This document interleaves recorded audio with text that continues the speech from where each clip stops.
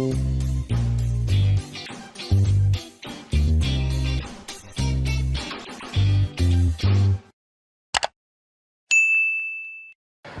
நான் தான் Shabdina. Welcome back to Shabdina's kitchen. இன்னைக்கு நம்ம கிச்சனில் ரொம்ப சூப்பரான தேங்காய் பால் சாதம் எப்படி ரெடி பண்ணுறது பார்க்க போகிறோம். இதோட தொட்டுக்க கோழி வறுத்த கறி எப்படி பண்ணுறது பார்க்க போகிறோம்.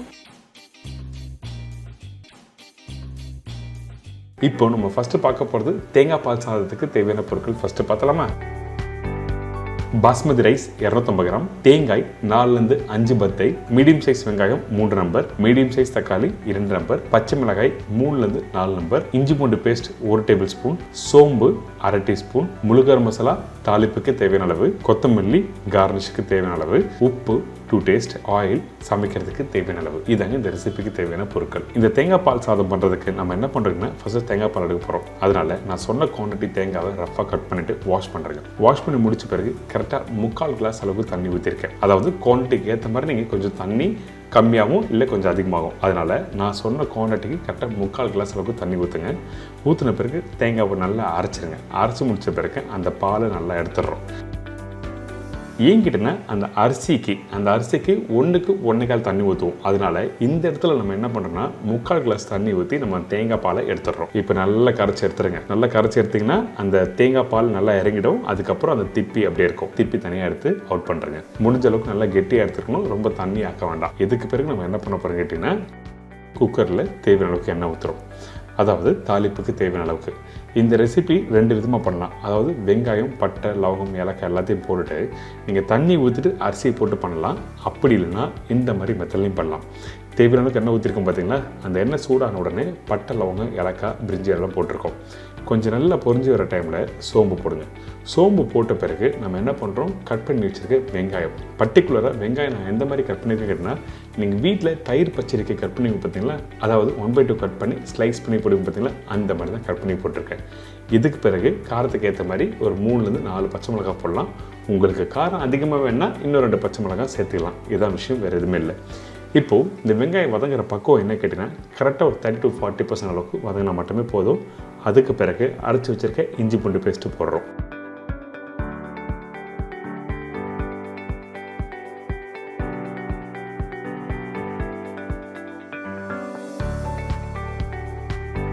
இப்போ நம்ம என்ன பண்ணுறோம், தக்காளி போடுறோம்.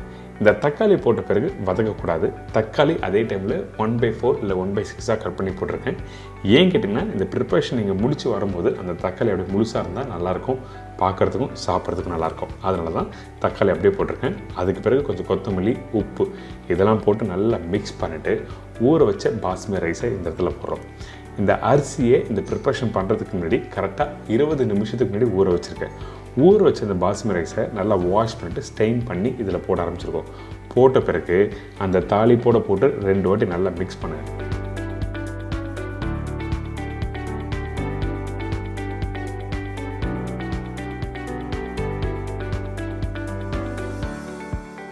மிக்ஸ் பண்ணிட்டு எடுத்திங்கன்னா இந்த மாதிரி கரெக்டாக இருக்கும். இப்போ நம்ம என்ன பண்ணுறோம், இந்த இடத்துல அந்த தேங்காய் பால் ஊற்ற போகிறோம். அதே டைமில் தண்ணி ஊற்றுறோம். இந்த இடத்துல எவ்வளோ தேங்காய் பால் யூஸ் பண்ணுறேன், நம்ம அரைச்சி ரெடி பண்ணி வச்சுருக்க 3/4 கிளாஸ் அளவுக்கு ரெடி பண்ணி வச்சுருக்க தேங்காய் பால். அதுக்கு பிறகு 1/2 டம்ளர் தண்ணி. மொத்தம் 1 கப் அரிசிக்கு 1.25 கப் அளவுக்கு தண்ணி வச்சுருக்கேன். இதுதான் ரேஷியோ. ஸோ உங்களுக்கு புரிஞ்சிருக்கும். 3/4 கிளாஸ் தேங்காய் பால், 1/2 கிளாஸ் தண்ணி ஊற்றிருக்கேன். ரெண்டும் சேர்த்தா 1.25 கிளாஸுக்கு தண்ணி ஊற்றிருக்கோம். இது கரெக்டான ரேஷியோ. இந்த தேங்காய் பாலும் தண்ணி ஊற்றின பிறகு நல்லா மிக்ஸ் பண்ணுங்கள். அந்த இடத்துல உப்பு கரெக்டாக செக் பண்ணிக்கோங்க. இதுக்கு பிறகு குக்கர் மூடி போடுறோம். குக்கர் மூடி போட்ட பிறகு கரெக்டாக மீடியமான ஃப்ளேம் வைங்க. அதே டைமில் ஒரு 3 விசில் விட்டு நீங்கள் எடுத்திங்கன்னா இந்த மாதிரி தேங்காய் பால் சாதம் ரெடி.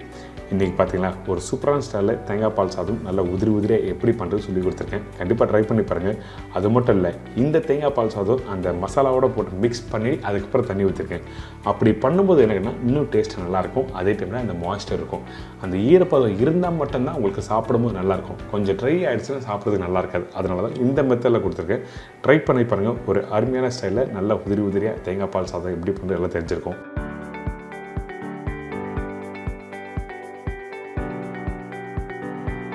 இதோட கோழி வறுத்த கறி எப்படி பண்ணுறது பார்க்க போகிறோம்.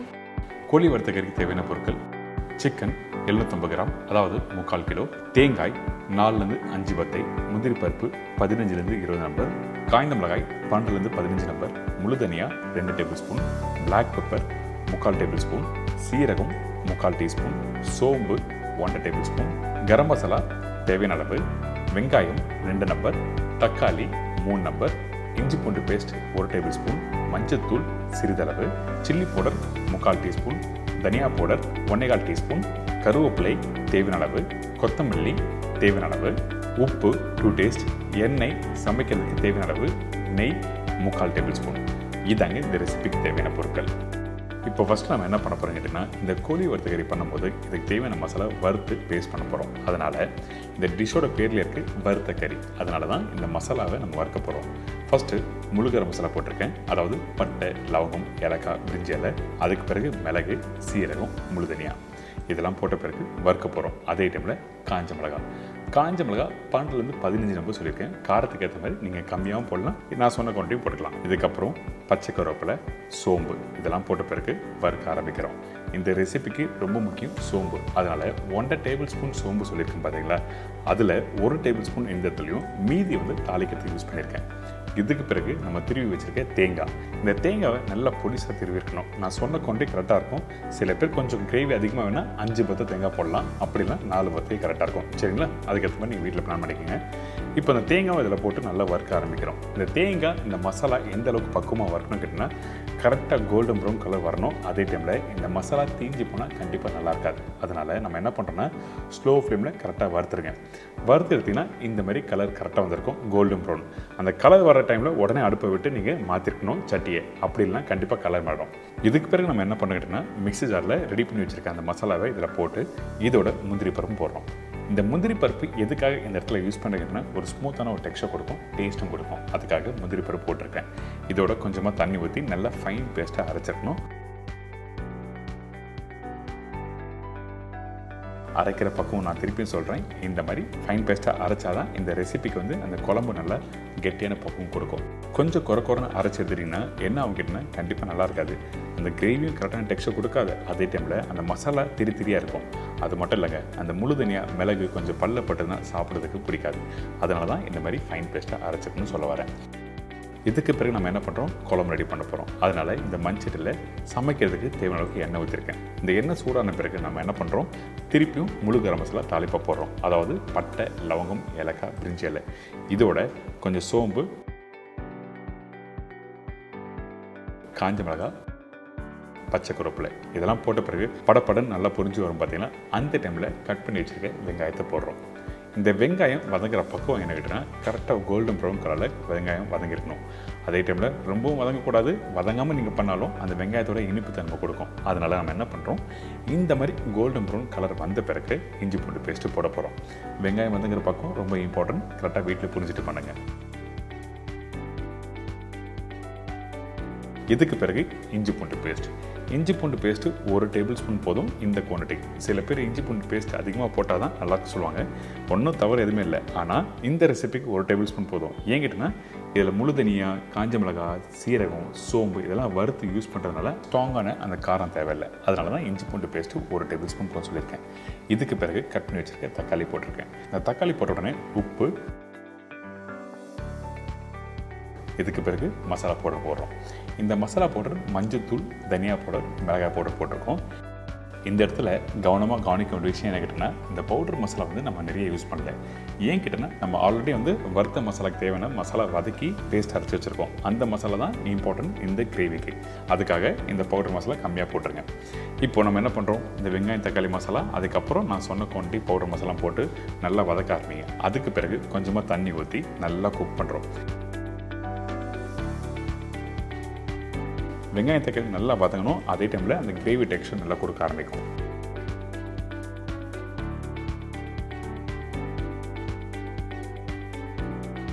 இப்போ இந்த மசாலா குக் பண்ணி எடுக்கிறதுக்கு குறைஞ்சபட்சம் ஒரு 5 நிமிஷம் டைம் இருக்கும். அதனால் நல்லா குக் பண்ணுங்கள். அதுக்கு பிறகு எடுத்திங்கன்னா இந்த மாதிரி தக்காளி தொக்கு மாதிரி நல்லா சூப்பரான ஒரு டெக்ஸ்சர் கொடுத்துருக்கோம். இதுக்கு பிறகு தான் நம்ம என்ன பண்ண போகிறோம்னா, இந்த இடத்துல சிக்கன் போட போகிறோம்.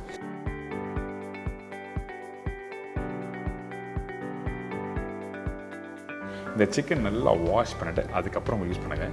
முடிஞ்ச அளவுக்கு நிறைய பேர் போன்லெஸ் யூஸ் பண்ணுவாங்க. என்ன கேட்டிங்கன்னா போன்லெஸ் யூஸ் பண்ணாமல் எலும்போடு இருக்க சிக்கனை வாங்கி நீங்கள் யூஸ் பண்ணால் ரொம்ப நல்லாயிருக்கும். ரெக்கை, கால் பகுதி இதெல்லாம் வந்து நல்லா டேஸ்ட்டு கொடுக்கும். அதனால் சிக்கன் உங்களுக்கு பிடிச்ச மாதிரி வாங்கி இந்த மசாலா போட்டு நல்லா குக் பண்ண ஆரம்பிக்கிறோம். அதாவது எப்படி கேட்டிங்கன்னா அந்த மசாலாவோட 2 நிமிஷம் நல்லா வதக்கிட்டு அதுக்கு பிறகு அரைச்சி ரெடி பண்ணி வச்சுருக்க அந்த வறுத்த மசாலா, அந்த மசாலாவை இந்த இடத்துல போடுறோம்.